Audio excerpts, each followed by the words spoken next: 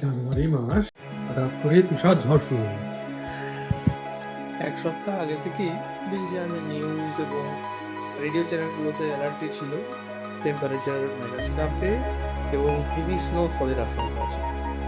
যাই হোক, দেখতে দেখতেই স্নোফলটা যেন বেশি তীব্র হয়ে উঠল।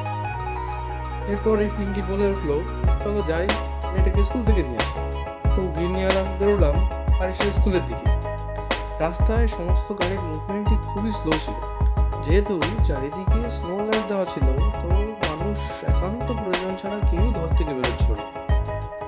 আমরা আস্তে আস্তে এগিয়ে চললাম স্কুলের দিকে। কয়েকদিন ধরে সূর্যের তো কোনো দেখাই পাওয়া যাচ্ছে না, আর এখানে যেন ভিটামিন ডি এর পুরো দুর্ভিক্ষ লেগেছে।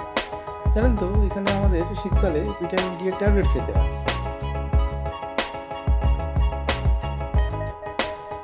বিকেলে পিঙ্কি বললো সুপার মার্কেট যেতে হবে। তো যাই হোক, দিনের কথা না শুনে কোনো উপায় নেই, তো বেরোলাম সুপার মার্কেটের উদ্দেশ্যে। এখানে এসে দেখি রিলায়েন্স সুপার মার্কেটের পার্কিং প্লেসটা পুরো স্নো কভার্ড হয়ে গেছে, দেখতে ভারী সুন্দর লাগছে। তো মার্কেটিং এর শেষে আরিশা বললো, বাবার তো স্নো নিয়ে খেলো। তারপর একটু স্নো উপভোগ করে ফিরলাম বাড়ি।